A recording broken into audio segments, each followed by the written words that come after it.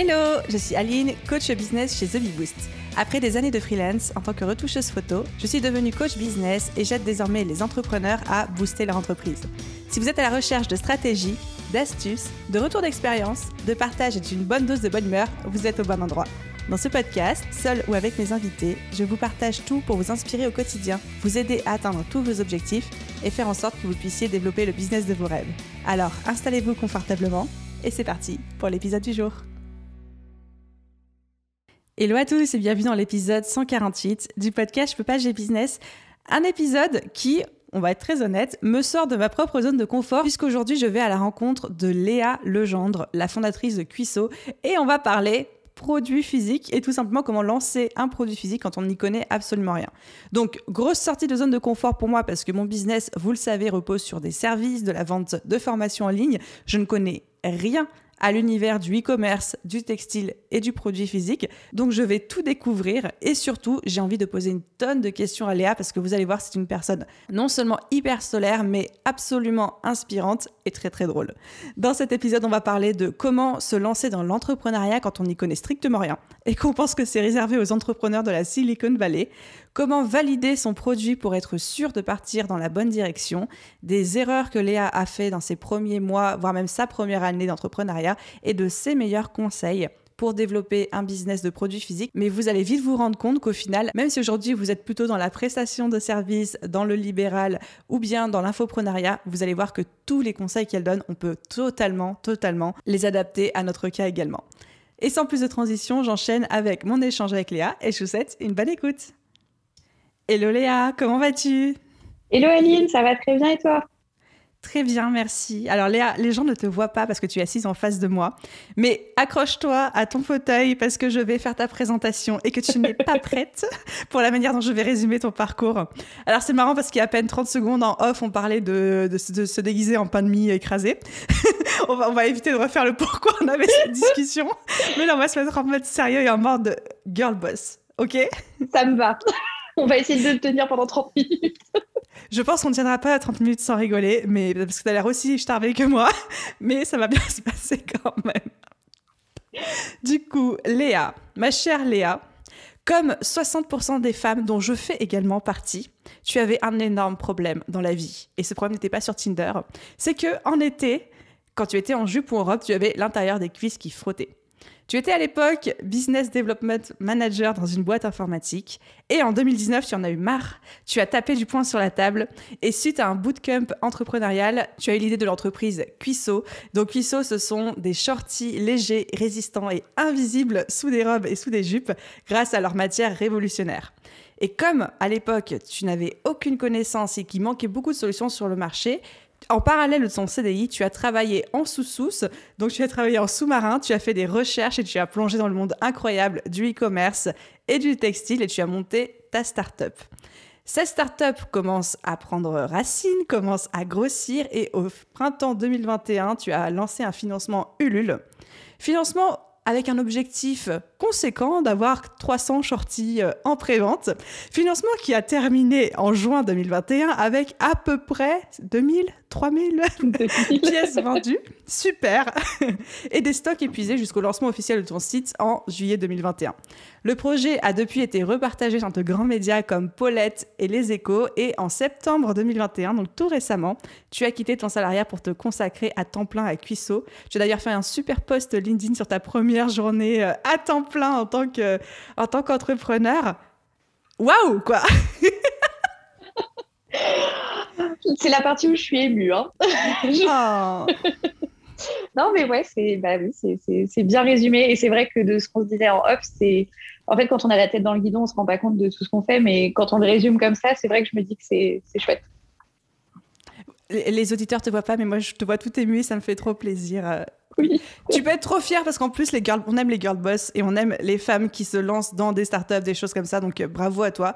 J'aurais une tonne de questions à te poser en vrai, parce que ce parcours, à chaque fois, j'ai envie de dire, mais comment elle a fait, comme par exemple, comment est-ce qu'on fait pour monter une campagne Ulule aussi incroyable, ou alors comment tu gères salariat et lancement de start-up. Mais aujourd'hui, notre angle d'approche, c'est vraiment comment est-ce qu'on fait quand on se lance dans l'entrepreneuriat et surtout dans la fabrication d'un produit physique, dans le textile, dans un business model type e-commerce quand on n'y connaît, mais alors strictement rien, parce que toi, tu n'y connaissais rien en fait. Ah, mais j'y connaissais rien du tout. C'est-à-dire que moi, je pars d'un niveau où je pense que pour faire de l'entrepreneuriat, il faut avoir une idée type Uber, être un mec et habiter aux États-Unis. Je sors d'un truc où, moi, au départ, ma formation, elle est en finance. Donc, j'ai fait de la banque d'affaires. Donc, clairement, e-commerce, textile, j'y connais que dalle. Je me retrouve à ce bootcamp, en fait, parce que j'ai vu de la lumière et j'y suis allée.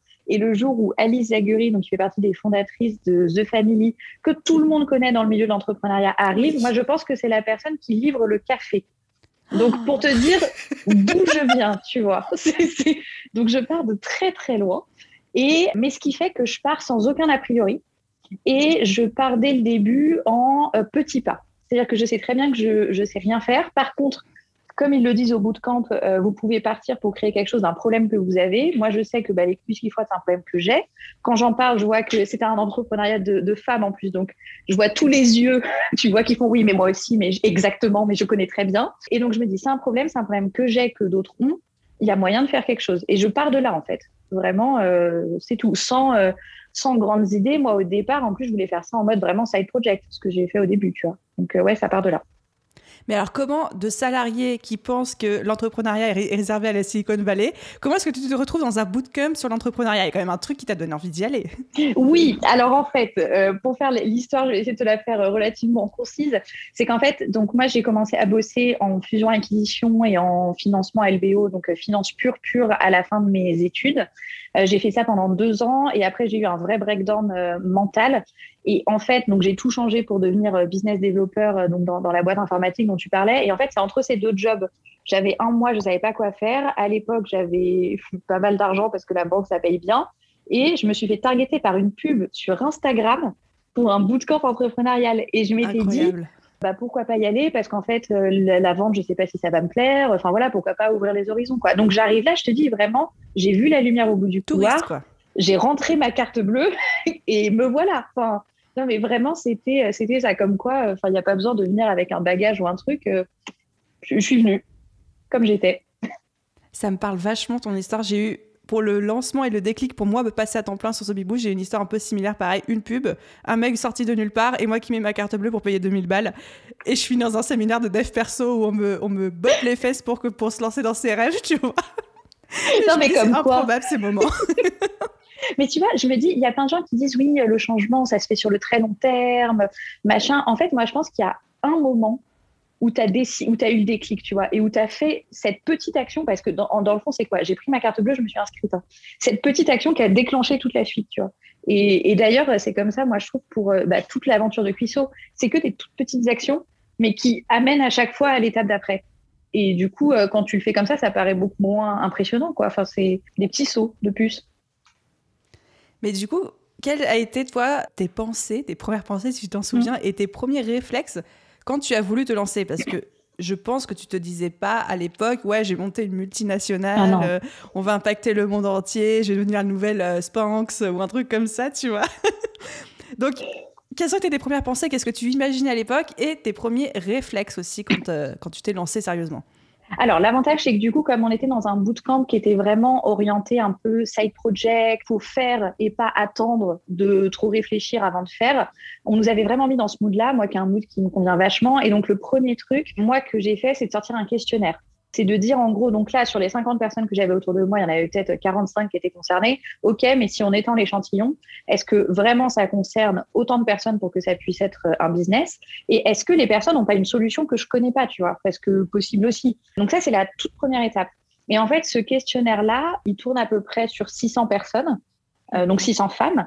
Alors, bon, c'est forcément un peu biaisé parce que, tu vois, moi, je le fais passer à des filles qui ont à peu près ma corpulence. Je le fais pas passer à ma copine Julie qui est à côté, qui fait 1m80 et qui est toute fine. Enfin, tu vois, bon, c'est un peu biaisé. Mais n'empêche, de ce qui ressort, donc plus 60% des femmes que j'ai interrogées, moi, ont les cuisses qui frottent et surtout, aucune n'a de solution. Et moi, c'est là où je me suis dit, du coup, on est toutes comme moi. Ça veut dire que tous les étés, c'est la merde, pardon. On a honte en plus parce qu'il y a beaucoup de honte sur ton corps qui est liée à ces choses de cuisses qui frottent, parce que tu dis, ah bah, si j'étais plus mince, les filles qui sont belles, elles n'ont pas ce problème. Moi, c'est parce que je suis grosse et moche que ça brûle, c'est ma croix, tu vois. Bon, bref, je te passe le problème de grossophobie autour. Et du coup, ça part vraiment de là. Donc moi, mon premier réflexe, ça a été de me dire, OK, je fais un questionnaire et je vois ce qui se passe. Et ensuite, moi, j'avais déjà une idée de solution, c'est ça qui est drôle. Moi, je voulais faire au départ des genres de bandelettes autocollantes, un peu comme des jarretières. Ah, des patchs. Je crois que j'avais déjà vu ça. Exactement. Et ça existe. TikTok, je crois, un truc comme non, ça. Mais ça existe. Et moi, je m'étais dit, ça va être bien comme ça, tu n'auras pas chaud aux fesses ou quoi que ce soit. Et en fait, je me rends compte dans mon deuxième questionnaire, fan des questionnaires visiblement, que quand je propose, on travaille soit sur une crème, soit sur un shorty, soit sur des bandelettes, soit sur je sais plus quoi, les gens votent tous pour shorty. Et du coup, je me dis, bah en fait, pourquoi s'emmerder à faire un truc que les gens attendent pas, parce que ça va demander une inno en plus, entre temps, je discutais avec une styliste qui me disait, alors il va falloir faire des agrafes comme sur un soutien-gorge pour que ça tienne sans autocollant, bref, l'enfer. Et pourquoi pas juste prendre le produit que tous les gens attendent, à savoir un shorty à enfiler où t'as pas de risque que ça tombe sur tes pieds, et partir de là. Et ça, tu vois, je pense que c'est ma première bonne idée, c'est de pas faire confiance à moi, peut-être la solution à laquelle j'avais pensé, mais de regarder ce que les gens attendent, en fait.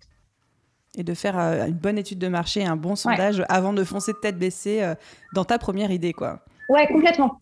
Complètement. Et tu vois, ça aurait été... je me souviens que j'avais un tout petit peu foncé tête baissée dans le sens où je sors de ce premier jour de bootcamp et je me dis, il faut absolument que j'appelle une modéliste, une styliste pour qu'elle me design des bandelettes, enfin, tu vois. Et après, je me suis posée, j'étais en mode, non, en fait, c'est pas ça. On va reprendre les choses dans le bon sens et voir le marché. C'est hyper important ce que tu viens de dire parce que c'est un secret pour personne. On en parlait aussi tout à l'heure. Sur le podcast, je m'adresse énormément à des gens qui font du service, de la prestation de service, de la formation. Et donc là, en fait, on n'est pas sur des business qui peuvent partir avec des gros financements. On peut se lancer avec quasiment zéro et juste notre temps, notre passion, notre énergie. Mais là, on parlait quand même de faire des modèles, de payer une styliste, il y a de la matière première, etc. Donc, on n'a pas envie de partir sur une mauvaise idée. Ou quand on est en prestation de service, on peut toujours pivoter après. Quand tu es dans le produit physique, c'est quand même plus compliqué quand tu as un stock de X dizaines, voire même centaines de pièces non adaptées au marché qui attendent, quoi.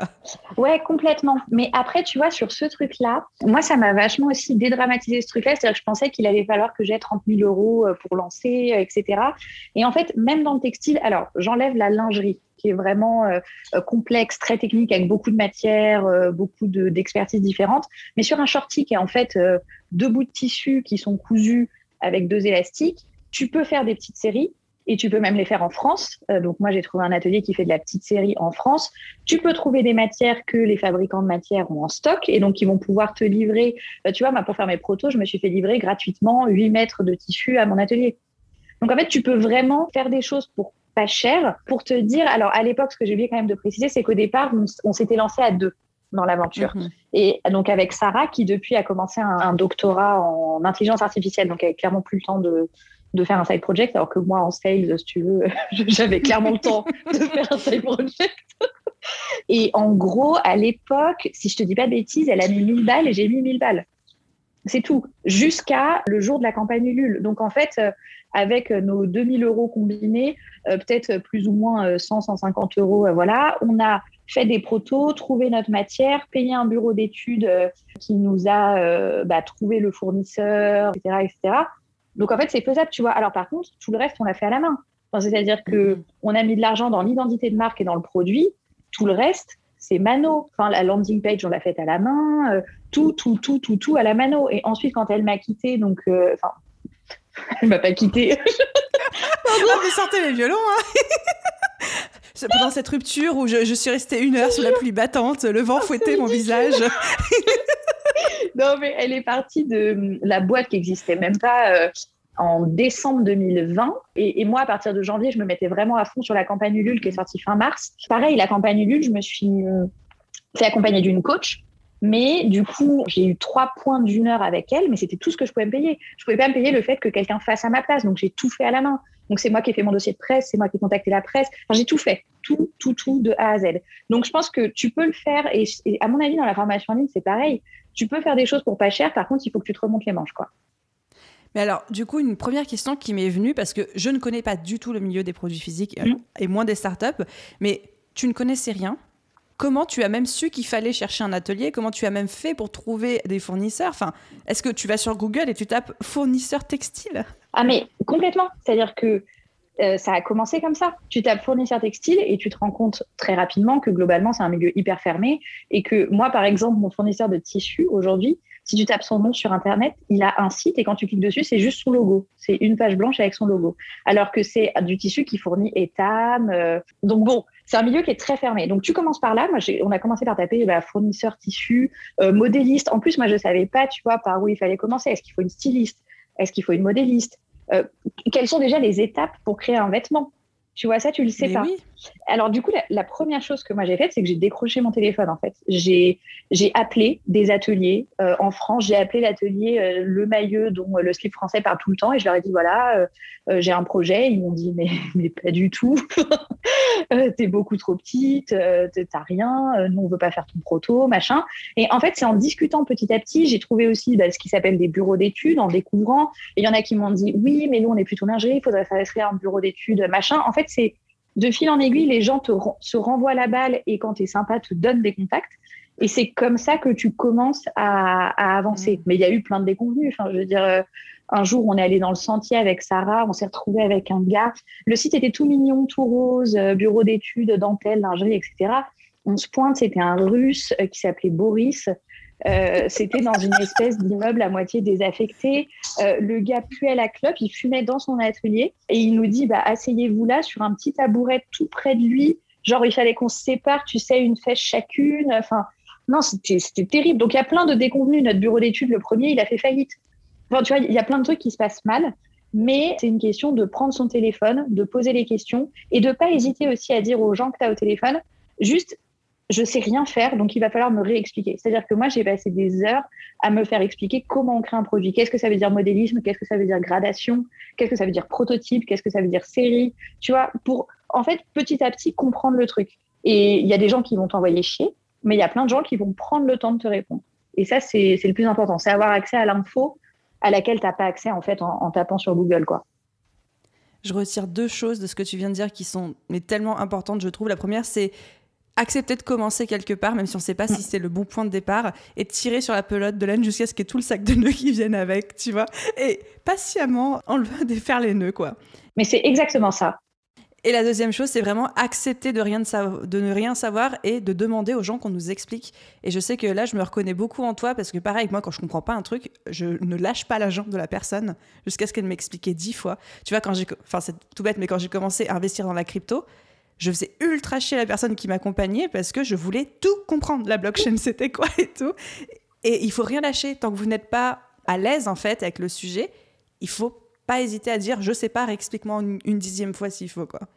Ouais, complètement. Et puis, je trouve aussi après que quand tu vas être amené à déléguer, il faut que tu saches que tu délègues.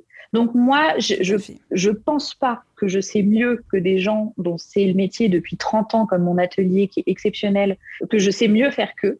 Par contre, pour comprendre comment ils bossent, comment on peut bosser ensemble, ce sur quoi j'ai le droit de les attendre, ce sur quoi j'ai le droit de pas être contente, d'être contente, etc., il faut que je comprenne ce qui se passe. Et typiquement, un truc que j'ai fait aussi, c'est que je suis allée visiter l'usine. Et on a fait pendant 2 heures le parcours avec mon père qui était comme au musée derrière. Ah, mais c'est fascinant. Bon, ça, vous n'êtes pas obligé d'emmener votre papa. mais on a fait tout le parcours à partir du moment où il récupère mon tissu jusqu'à la sortie du shorty. Et ça, pour moi, c'était hyper important. C'est-à-dire que tu comprends vraiment comment c'est fait et tu comprends comment les gens travaillent. Et du coup, quand j'ai réceptionné mon stock, moi, à l'issue de la campagne Ulule, il y en avait qui étaient défectueux. Et ben, j'ai pas eu de problème à prendre mon téléphone et à dire, bon, bah voilà, Francis, par contre, là, il y en a qui ont des trous. Donc, c'est pas normal. Enfin, et je savais que c'était à eux. Là, ça paraît débile, évidemment, qu'un atelier, c'est leur domaine d'expertise de pas te livrer un truc avec des trous. Mais tu vois, il y a des choses où tu sais jamais, est-ce que c'est la faute de ma graphiste? Est-ce que c'est la faute de mon imprimeur? Est-ce que c'est la faute de la poste? Et il faut que tu comprennes la chaîne pour être capable de voir là où il y a des trous, colmater les brèches et faire porter la responsabilité à la personne qui doit porter la responsabilité quand il y a un problème ou un truc. Bon, ça part peut-être un peu plus loin, mais je pense que c'est important de comprendre pour pouvoir déléguer et pouvoir faire confiance aux gens avec qui tu travailles, quoi. Puis juste parler le même langage qu'eux et quand tu as un retour à leur faire, savoir très précisément comment adresser ce retour et pas juste dire ça j'aime pas avec des termes très vagues qui ne leur parlent pas au final. Mais complètement. Moi, je lui ai pas dit il y a un trou. Je lui ai dit je pense qu'il y a un problème avec le fil de surjet. qui suis-je? Enfin, je veux dire, il y a un an, je savais même pas ce que c'était un surjet, tu vois. Et il m'a dit, tout à fait, il y a une mauvaise tension du fil de surjet, je revois avec la chef d'atelier. Bon, bah écoute. Ah, voilà. Mais ouais, c'est important. C'est important. Impressionnant. Mais j'imagine que tout n'a pas été rose quand même, surtout au début. Est-ce que tu pourrais nous dire, en gardant en tête qu'il y a certainement des personnes qui vont écouter cet épisode de podcast, qui se lancent aussi, pas que dans le textile, mais surtout dans le produit physique avec pas beaucoup de connaissances, comme toi quand tu t'es lancé. Quelles sont 3 erreurs que tu as faites dans tes premiers mois et que du coup tu referais différemment si tu devais recommencer? La première que j'ai faite et qui, je pense, va pas mal te parler parce que tu en parles souvent, c'est que après ce questionnaire, je me suis plus intéressée à ma persona du tout, à ce qu'elle voulait voir, à ce dont il fallait lui parler sur Instagram, etc. Enfin, j'avais créé le compte Insta parce qu'on m'avait dit de le créer, donc bon élève, je l'avais fait. Et je parlais comme si c'était mon Instagram personnel. Alors, en l'occurrence, les gens qui me suivaient m'aimaient bien. Mais voilà, donc j'avais pas fait cet exercice de vraiment reposer quelle est ma cible, quelle est ma mission. Donc, toutes ces choses-là que je m'étais pas posées. Et je me souviens, on s'est reposé en mars 2020, donc 1 an avant de lancer la campagne Ulule là-dessus. Et on a vraiment redescendu avec Sarah à l'époque, donc pendant 3 heures, quel est notre persona, machin, pour avoir un plan stratégique très clair, où est-ce qu'on voulait aller et quelles étaient nos priorités. Parce qu'on avançait dans tous les sens. En fait, au début, il y a tellement de choses à faire que tu avances dans tous les sens. Et en fait, on s'est rendu compte en posant ça que le plus important, c'était avoir un produit et avoir une première communauté engagée. Mais on n'a pas besoin d'avoir 10 000 personnes et on n'a pas besoin d'avoir 12 produits, tu vois. Donc ça, c'était la première grosse erreur, c'était partir dans tous les sens, plus savoir qui est ta persona, ce qu'il faut faire, etc., etc. Pas te poser, en fait. Pas prendre le temps de réfléchir et d'être stratégique. Alors du coup, donc la deuxième erreur, ça a été qu'on a fait confiance trop vite à un bureau d'études. On n'a pas fait assez de devis, on s'est pas assez renseigné sur en fait les délais et le tarif normaux de ce type de prestation. Et on s'est fait très clairement, j'ai que enculé qui vient, je suis désolée, on s'est fait avoir par, ce bureau d'études qui a fait faillite et qui nous l'avait pas dit. C'est-à-dire qu'à un moment, il répondait plus à nos appels jusqu'à nous dire « Ah ben en fait, j'ai fait faillite ». Donc voilà. Okay. Et je pense que du coup, c'est important de prendre le temps, de ne pas se précipiter, de faire les devis, de se poser la question de est-ce que c'est normal de payer si cher, est-ce que c'est normal d'attendre si longtemps, etc., etc. Et le troisième, tu vois, je dirais que ça a été dans l'association, entre guillemets, avec Sarah. Elle a mis quelques mois à oser me dire qu'en fait, elle voulait plus vraiment le faire, et etc., etc. Et ça a été assez frustrant parce que ça faisait des mois que moi, j'avançais toute seule et on s'était vraiment séparé le travail, donc le sien n'avançait pas. Et moi, j'avançais et tu vois, il y a eu toute cette tension un peu malsaine, etc. L'erreur, je dirais que ça a été de ne pas être clair au départ sur qu'est-ce qu'on envisageait pour Cuissot. En gros, est-ce que ça a vocation à rester un tout petit side project et on s'en fiche si on ne va pas au bout? Ou est-ce qu'on veut que ça devienne quelque chose de construit et qu'est-ce qu'on est prêt à mettre de notre temps pour ce truc-là? Et ça nous aurait évité, je pense, pas mal de frustration d'être un peu plus au clair là-dessus. Vous étiez associés à 50-50 et tu lui as racheté ses parts? Comment vous avez fait? Alors non, en fait, on a fait beaucoup plus simple que ça. C'est-à-dire que moi, j'ai créé la société en octobre dernier, donc il y a 1 mois, la SAS. Avant, on était obligé de créer une structure pour la campagne Ulule. Ça, c'est obligatoire pour récupérer tes fonds. Mais du coup, je l'ai créé en auto-entrepreneur. Okay. Ça, c'est un autre conseil sur le produit physique. Je ne sais pas si c'est valable sur la formation parce que je ne sais pas trop quelle structure vous prenez. Mais on pense toujours que dès le début, il faut avoir un business plan dans lequel tu rentres tes stocks et combien tu vas vendre de produits, avoir une structure juridique, avoir une assurance sur tes stocks alors que tu n'as pas de produits, etc., etc., commencer à regarder des baux commerciaux, machin. Non, le début, c'est de trouver un product market fit. Donc, en fait, il faut que tu aies un proto, il faut que tu le fasses tester à des gens, il faut que tu te confrontes à ton marché et tu n'as pas besoin de commencer par protéger ta marque, dépenser 1000 balles pour déposer des statuts, trouver une avocate pour ton pack d'associés, etc., etc. Ça peut venir après, en fait. Il n'y a pas une urgence folle à faire tous ces trucs juridiques et comptables qui, en fait, coûtent très cher sur ton budget de départ et qui sont pertinents. Moi, je te dis, j'ai attendu le dernier moment pour créer ma société. C'est-à-dire que là, on est le 15 novembre, ma société, elle a 1 mois et demi. Alors que ça fait depuis 2019 que je suis sur Cuissot. Et l'auto-entrepreneuriat, je crois que j'ai reçu le SIRET 3 jours avant de lancer la campagne Ulule. Je me faisais taper dessus par ma coach Ulule qui me disait « Mais là, Léa, je ne peux pas valider tant que tu n'as pas ton SIRET. » Donc voilà, là-dessus, je pense qu'il faut aussi un peu dédramatiser tout ça. Ça ne sert à rien de passer, selon moi, des heures à faire des business plans, du juridique, du machin, si tu n'as pas de produit. Voilà. Le début, c'est un produit. Je suis mais on ne peut plus d'accord avec ça. On a tendance à penser que quand on se lance dans l'entrepreneuriat, mais là, quel que soit ce qu'on veut faire, quoi, que ce soit du service, du produit, de l'infoprenariat, de la formation, etc., on pense que le point de départ, c'est créer son entreprise. Alors pour moi, ça va être la dernière chose qu'on fait. Et je dis souvent à mes coachés, à mes élèves, etc., surtout quand c'est de l'auto-entrepreneuriat, attends d'avoir ton premier client et d'avoir encaissé ta première facture pour créer ton statut, sachant qu'à partir du moment, en tout cas en auto-entrepreneur, à partir du moment où on a encaissé une facture, donc le travail est terminé, le client nous a payé, on a encore 15 jours légalement pour créer sa boîte. Mais complètement. Donc, et tout ce que tu vas te dépenser, mais oui, et même sur un truc où comme moi, tu vas quand même avoir des frais. C'est-à-dire que moi, après Ulule, j'ai dû lancer une prod qui m'a coûté 50 000 €. Enfin, tu vois, ça coûte de l'argent. Mais même ces frais-là, moi, je les ai déclarés à l'époque en auto-entrepreneur et aujourd'hui, ils sont repris dans ma société et je récupère la TVA dessus, etc. Donc, il n'y a pas de raison de se précipiter à faire des trucs qui ne sont pas nécessaires au début, sauf à avoir un business où tu as des investissements qui sont conséquents, évidemment. Du coup, Julie, dont je partage le bureau, elle est dans la cosmétique, c'est du développement de produits qui coûte très cher, où tu dois payer en avance, etc., etc. Évidemment qu'elle a créé sa société plus tôt pour avoir son capital, pour machin, pour bidule. Mais ce que je veux dire, c'est qu'il faut le faire pas au dernier moment, mais au moment où ça devient indispensable. Voilà. Alors, je mets juste une petite astérix sur l'expérience que tu as vécue, c'est qu'il faut quand même que ce soit dans la même année, parce qu'il me semble que si tu avais dépensé 50 000 € de prod l'année dernière, le fait de créer ton entreprise en 2021, tu n'aurais peut-être pas pu récupérer les frais l'année dernière. Non, tout à fait. C'est un très bon point parce que mon comptable m'a dit pas plus tard qu'il y a 2 jours, il me faut les factures à partir du 1er janvier. Donc, effectivement, il faut que ça soit dans la même année. Très bon astérisque. C'était pour pas faire de fausses joies. Oui, mais non, on n'est pas obligé de commencer par, comme tu disais, payer un dépôt de marque, payer une propriété intellectuelle, protéger son logo, payer un avocat, des machins. Enfin, ça peut arriver dans un second, voire même un dernier temps presque, quoi. Complètement. Et tu vois, c'est ma mère aujourd'hui qui m'appelle toujours en me disant il faut absolument que tu brevettes ton shorty. Non, mais maman, au pire, quelqu'un va le copier. Mais je veux dire, c'est 2 bouts de tissu. De le breveter, ça me coûterait une fortune.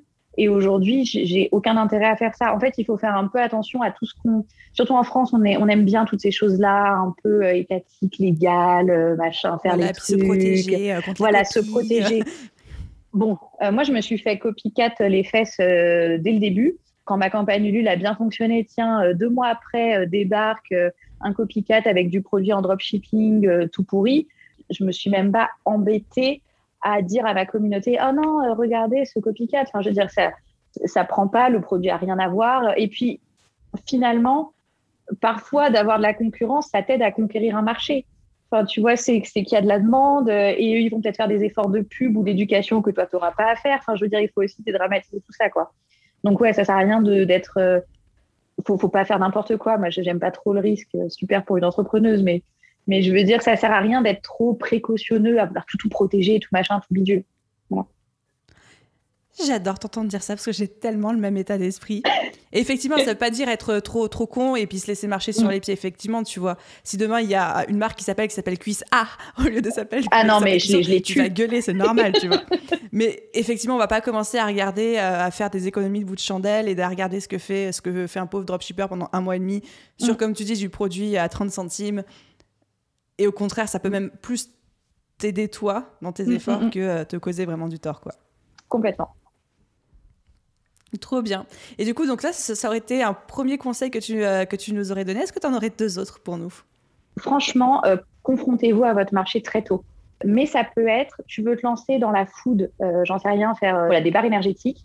Ta première étape pour moi, c'est de cuisiner ta barre énergétique, de la faire goûter à tes parents, de la faire goûter à tes potes, et un jour de dire à tes potes, ok, mais maintenant tu la payes combien ? Et tu vois, de fil en aiguille, de te retrouver à les vendre à un événement sportif parce que tu as un de tes potes qui fait de l'athlétisme et du coup tu fais un stand. Enfin, tu vois, pour moi, c'est vraiment des trucs, quand je dis confronter à son marché, c'est vraiment se confronter à son marché. C'est pas attendre d'avoir un produit quasi fini pour te confronter à ton marché. C'est les premiers protos, je les teste, je les envoie à des gens à tester, etc., etc. Voilà. Donc ça, je pense que sur un produit physique, c'est d'autant plus fondamental que ça peut te coûter très cher. Comme tu disais tout à l'heure, quand tu as trop avancé dans ton produit pour faire machine arrière et tout reprendre depuis le début avec tes stocks, avec machin, avec du. Donc, ouais, te confronter très tôt à ton marché et vraiment, c'est-à-dire, en fait, c'est pas grave si les gens te disent que ton produit est nul quand tu es au début. C'est plus grave si une fois qu'ils ont mis de l'argent dans ta campagne Ulule, quand ils le reçoivent, ils disent qu'il est nul. Voilà. Tu vois, t'as pas tenu tes promesses, VS, tu es en train de faire un proto et ça fonctionne pas bien. Et il y a des marques, moi j'avais parlé avec la fondatrice de Fempo, donc des culottes menstruelles. Elles avaient encore moins d'argent que nous à l'époque. Et elles, ce qu'elles avaient fait, c'est même qu'elles faisaient payer 10 euros les protos à des filles qui acceptaient de les tester. Donc ça leur remboursait un tout petit bout, mais un petit bout quand même de leurs protos. Et du coup, les filles étaient hyper engagées, donnaient tout leur retour, etc., etc. Donc il y a vraiment moyen de se confronter à son marché pour pas cher, si j'ose dire. Et il faut pas attendre pour le faire. Voilà, ça serait mon conseil. Et si j'en avais un dernier, ouais, c'est la technique du petit pas. Le produit, ça peut faire peur parce que tu te dis entre maintenant et quand je vais avoir un produit fini, il y a 1300 étapes, mais en fait, c'est juste, t'as trouvé un bureau d'études, lui va trouver un fournisseur. Bon, après, l'étape d'après, c'est tester les tissus. Bon, l'étape d'après, c'est de faire un proto. Bon, l'étape d'après, c'est machin. Et c'est pas se paniquer sur la big picture, mais vraiment rester concentré sur, OK, j'en suis où et c'est quoi mon étape d'après. Il faut absolument pas partir dans tous les sens quand t'as un produit. Faut pas développer 1000 produits en même temps. Enfin, selon moi, à moins que tu aies la force de frappe financière et matérielle pour le soutenir, évidemment. Mais déjà, si tu sors un truc correct en ayant fait étape par étape les bons choix, t'as de quoi lancer une campagne Ulule. Enfin, voilà, t'as pas besoin de plus, quoi. Donc ouais, je dirais les petits pas et on pose des questions, on apprend et on part de la marche qu'on vient de monter pour monter celle d'après. Accepter d'y aller un pas par un pas. Alors évidemment qu'il faut savoir où tu t'en vas, mais éviter de trop regarder tout ce qu'il y a à faire pour pas se laisser submerger par cette montagne. Ouais. Alors qu'au final, quand on se concentre juste sur le next step, sur le pas d'après, tout de suite, ça paraît beaucoup plus réalisable, quoi. Ouais, et puis ça évite de se décourager parce qu'en fait, c'est tellement épuisant. On va refaire la métaphore que tout le monde connaît. C'est pas un sprint, c'est un marathon, mais c'est vrai, quoi. C'est-à-dire que tu as toujours l'impression, non, mais une fois que j'aurai fait ça, ça va aller mieux, ça va redescendre parce que moi, c'était une fois que j'aurais lancé la campagne Ulule, vraiment, et après, une fois qu'elle est lancée, faut l'animer. Donc, pendant un mois. Non, mais une fois qu'elle sera finie, non, faut gérer la prod, machin. Non, mais une fois que j'aurai la prod, tu vois, c'est infini. C'est sans fin, c'est sans fin. Donc, il faut réussir à garder ce côté, OK, là, mon étape, c'est ça. Et se féliciter quand on a passé une étape, quoi. Même si c'est une étape qui nous paraît nulle, entre guillemets. Enfin, c'est pouvoir célébrer le, là, je les ai récoltés, mes milliers d'euros dont j'avais besoin. Là, j'ai livré, j'ai tout livré. Là, j'ai eu mes premiers retours. Voilà. Et ça, c'est très dur. Hein. Enfin, il faut penser à le faire. Et souvent, c'est les gens autour de toi qui te disent, mais tu te rends compte par rapport à, comme tout à l'heure, par rapport à là où tu étais au début, blabla. Et c'est là où tu prends le temps un peu aussi de te féliciter pour le chemin, quoi. Tellement important de le faire. Et du coup, maintenant, alors tu es officiellement, ça fait quoi ? 2 mois et demi que tu es à temps plein sur Cuisseau. 2 mois et demi, ouais. Comment ça se passe, ta nouvelle vie d'entrepreneur ? Alors, c'est génial. Au début, ça a été un peu particulier parce qu'en plus, donc, on sortait de plusieurs mois de télétravail dans mon ancien job et j'avais pas de bureau à l'époque pour Cuisseau, donc j'ai continué à bosser de chez moi, mais sur autre chose. Enfin, j'ai eu du mal à trouver mon rythme au début. Et ensuite, on a trouvé donc un bureau avec ma copine Julie, dont j'arrête pas de parler, mais que personne ne connaît à part moi. C'est ridicule. Je l'ai aperçue à la webcam. Elle aussi, elle a des produits physiques, donc en cosméto. Et du coup, on partage un bureau dans lequel on a notre stock, etc.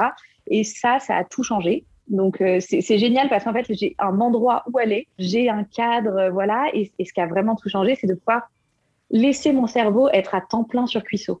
Ça, c'est un bonheur. C'est-à-dire qu'avant, j'étais toujours en train de jongler entre 2 trucs et je me disais, mince, si je fais ça, je pourrais pas faire ça pour ma boîte et pas ça pour Cuisseau et blablabla. Alors que là, je peux me laisser... je peux y penser tout le temps, en fait, si je veux, et je peux y mettre autant de temps que je veux. Alors, sachant que, pour rebondir sur l'épisode sur les chronotypes et le slowprenariat, etc., moi, je suis plutôt quelqu'un qui travaille peu en termes d'horaire, mais de façon très productive, tu vois, et plutôt... le matin et tard le soir, mais au milieu de la journée, je sers à rien. Franchement, je fais acte de présence. Et cette liberté de pouvoir du coup choisir comment tu bosses, où tu bosses, être à fond sur ton projet, c'est un bonheur. Et rien que pour ça, si tu as envie, il faut te lancer parce que par rapport au salariat, mais c'est tellement agréable. C'est tellement agréable. Et c'est quoi alors maintenant le prochain pas pour Cuisseau ? C'est quoi les projets en cours ? Qu'est-ce que tu as le droit de nous raconter ? Alors, globalement, moi, c'est très simple. Je suis, selon certains, trop transparente. Donc, je raconte tout. Mais là, globalement, là, le gros boulot qui est en train de se terminer en termes de prise de tête, c'était le lancement de la com de Noël, c'est-à-dire que comment tu vends un produit d'été à Noël. Donc, il a fallu trouver des partenariats, faire de la com, etc.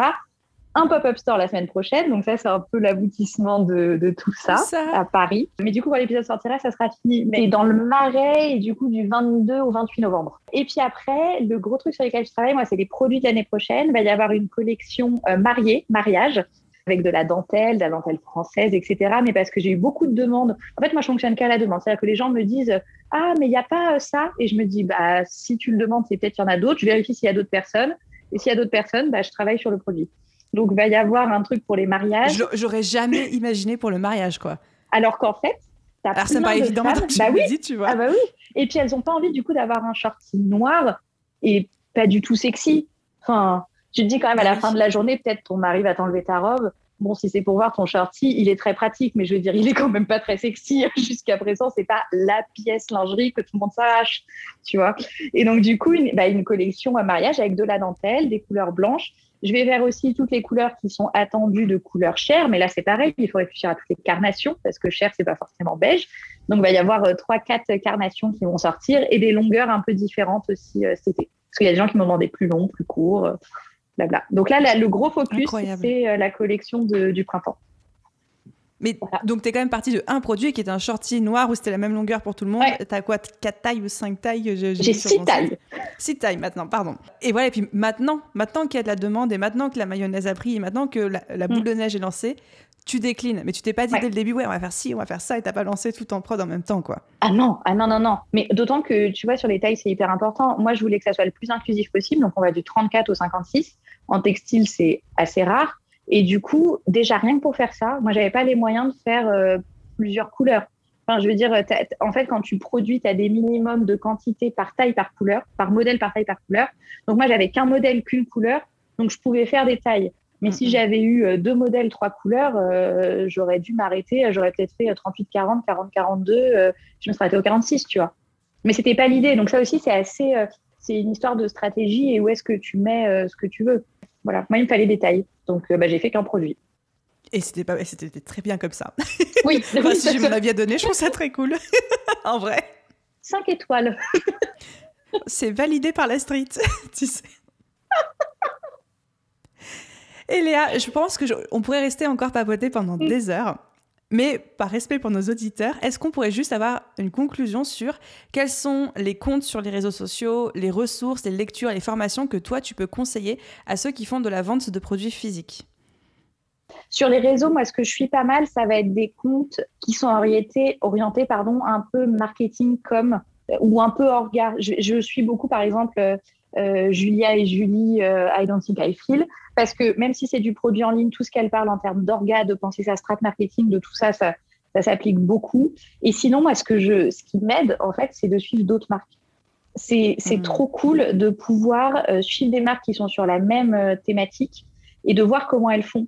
Et moi, en plus, j'hésite pas à écrire aux gens et à leur demander s'ils sont OK pour me parler un peu de comment ils font, comment ils se débrouillent, etc., etc. Donc ça, je le fais beaucoup, suivre des marques qui m'inspirent et suivre des comptes un peu productivité, orga, comme il y a beaucoup de comptes Insta sur le community management, etc., avec beaucoup de ressources gratuites. Ça, c'est trop bien.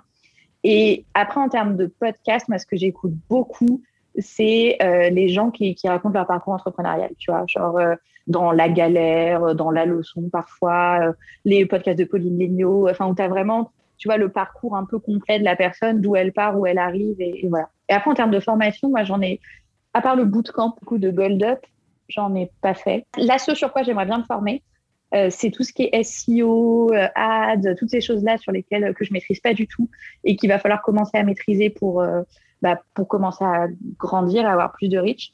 Là, tu vois, c'est un peu mon focus à venir. Donc, je pourrais dire ça. Je sais que je vais peut-être dépenser un peu là-dedans, quoi. Trop bien. Merci pour toutes ces ressources. On mettra évidemment tous les liens dans la description de l'épisode. Léa, un immense merci de nous avoir consacré du temps, ta bonne humeur, ton énergie, tes conseils, ta transparence. Enfin, merci pour tout, quoi. Merci à toi. Franchement, ça me fait trop, trop plaisir d'avoir pu échanger avec toi. Et comme je te l'ai dit, c'est un podcast que j'écoute et que j'adore. Donc, Donc, trop contente de passer de l'autre côté du micro. Ouais, enfin, tu l'as pas cité dans tes ressources, donc moi, je repars avec ça, tu vois. Mais... Alors, chez Astérisque, j'ai oublié une ressource qui me semble indispensable. C'est le podcast Je peux pas, j'ai business d'Aline. Tous les lundis matins. Je ne le loupe jamais. À 6h, j'y suis. Elle se marre parce que je fais le violon derrière la caméra, tu sais. Genre, j'ai foutu la pression, quoi. Oh là là. Non, mais voilà, franchement, trop contente et merci beaucoup. Ça m'a fait super plaisir. À très vite. Et voilà les amis, j'espère que cet épisode vous a plu. Après avoir cliqué sur stop, sur l'enregistrement, Léa et moi, on a continué à parler un petit peu en off et elle m'a dit cette phrase que j'ai trouvée incroyable et que j'ai absolument voulu vous partager dans cette conclusion. C'est, elle m'a dit, non mais tu sais Aline, moi je suis une chef d'orchestre et je n'ai pas besoin de savoir tout faire. Mon boulot c'est juste de faire en sorte que les experts qui travaillent avec moi fassent le boulot que je leur ai demandé.